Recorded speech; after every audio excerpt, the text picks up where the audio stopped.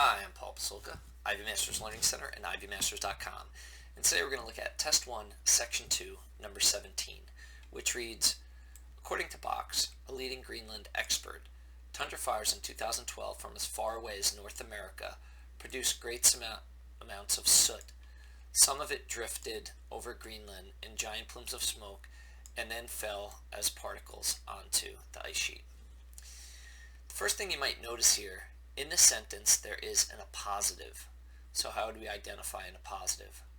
An appositive is going to be a word that defines something or gives some information about something, and it's going to have the same punctuation on both sides, either a comma before and after, a dash before and after, or parentheses before and after. And here we have a leading Greenland expert. We could cross that out. That tells us who Box is, so it gives us some information about understanding the sentence, but it's really not helpful for the grammar. So if I could read without that, that's typically a good help.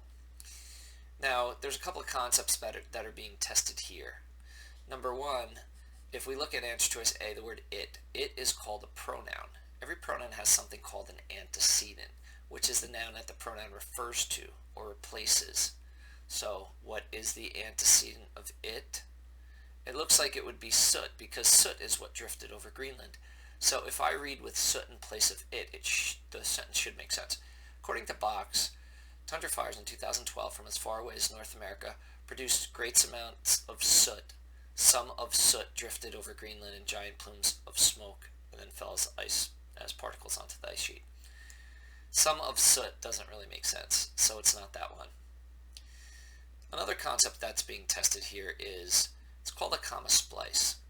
So when you have a comma in the middle of a sentence, you want to check to the left of it. Is it a complete thought on the left side? Is it a complete thought on the right side?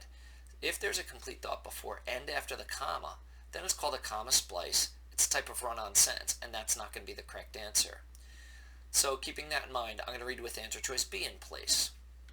According to Box, tundra fires in 2012 from as far away as North America produced great amounts of soot. Could that be its own sentence? Yes, it could. It has a subject, it has a verb, and it is a complete thought. Let's see if what comes after the comma with answer choice B could be its own sentence. Some soot drifted over Greenland in giant plumes of smoke and then fell as particles onto the ice sheet. That could be its own sentence as well. Answer choice B is wrong.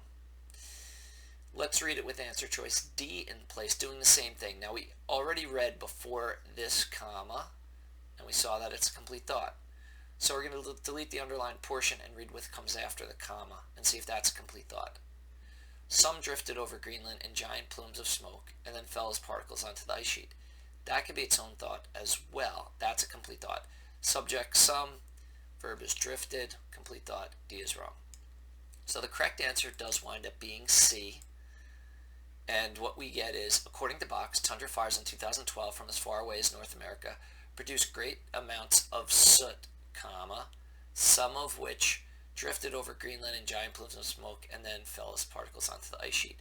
When you say some of which, blah, blah, blah, blah, blah, blah, that is not a complete thought after the comma, and it does combine the sentence parts properly. Thank you for joining us today.